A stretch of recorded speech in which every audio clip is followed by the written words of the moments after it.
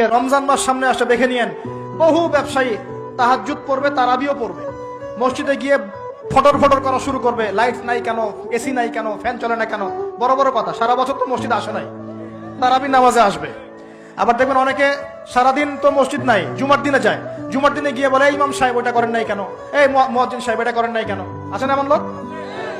এই শ্রেণীর মানুষ আছে দেখবেন, এরাই ফটর ফটর বেশি করে রমজান মাসে। রমজান মাসে দেখবেন নামাজে তারাবিও পড়বে, মাপেও কম দিবে। এরকম লোক আছে না?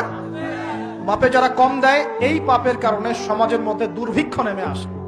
আমাদের অর্থনৈতিক অবস্থা এমন জায়গায় দাঁড়িয়ে আছে না, দুর্ভিক্ষ যদি চলে আসে অবাক হওয়ার কিছু নাই। দুর্ভিক্ষ চলে আসলে আপনার অবাক হতে পারেন, আমি অবাক হব না। এমন একটা জায়গায় দাঁড়িয়ে আছে, এমন একটা জায়গায় দাঁড়িয়ে। এবং রমজান, এই রমজান মাসে এমনি তো দ্রব্যের দাম বেড়ে যায়, এবার যার কি হবে আল্লাহ ভালো জানে। আমার মনে হয়, আমার ভয় হয়, একদম নিম্নবিত্ত মানুষ যারা এবার রোজা রেখে ইফতার যখন করবে তখন হাত তুলে আল্লাহর কাছে বদদোয়া করা শুরু করবে। এটা আমার ভয় হয়। এবার অপেক্ষা করেন, দেখতে থাকেন সামনে কি হয়। প্রতিটা পণ্যের দাম অলরেডি বাড়া শুরু হয়ে গেছে। কিছু কিছু বৈশ্বিক কারণ আছে, এগুলোর কারণে যেমন বাড়ছে, আবার কিছু কিছু আমাদের নিজস্ব মানব সৃষ্ট কারণ আছে, এই কারণেও বাড়ছে। মানব সৃষ্ট কারণগুলো বুঝতে হলে আপনাকে বেসিক কিছু অর্থনীতি বুঝতে হবে। এটা পড়াশোনা করেন, দেখবেন আমি গত লেকচারে বলেছিলাম। আল্লাহ রাব্বুল আলামিন আমাদের সবাইকে হালাল খাওয়ার তৌফিক দান করুন। সমাধান কি তাহলে? সমাধান হচ্ছে অপচয় কমাতে হবে। 5টা খেজুরে ইফতার হয়ে গেলে 6 নম্বর খেজুর দান করে দেন, 6 নম্বর খেজুর দান করে দেন। সদকাগুলো বেশি বেশি বাড়িয়ে দেন।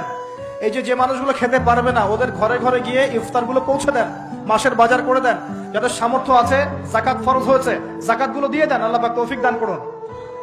দুর্নীতি বন্ধ করেন, কালো টাকা বন্ধ করেন। কত টাকা পাচার হয়ে গেল বিদেশে, সেগুলো কে ফিরিয়ে নিয়ে আসবে? এ দায়িত্ব কার? মনে রাখবেন, একটা পাপের হিসাব না দিয়ে কাল কিয়ামতের মাঠে কোনো দায়িত্বশীল পার পাবে না ইনশাআল্লাহ। কোনো দায়িত্বশীল না। না, এই যে আমি লেকচার দিচ্ছি না, আল্লাহ পাক আমাকেও দাঁড় করাবেন। দাঁড় করায় বলবেন, তোমাকে আমি দিনের যে জ্ঞান দিয়েছিলাম সেই জ্ঞানের হক তুমি আদায় করেছো কিনা হিসাব দেওয়া। এই যে বড় বড় মুফাসসিরে কোরআন, মুফতি, মুহাদ্দিস বসাচ্ছেন, পাংখা দিয়ে বাতাস করছেন, হ্যাঁ, চা খাওয়াচ্ছেন, কফি খাওয়াচ্ছেন।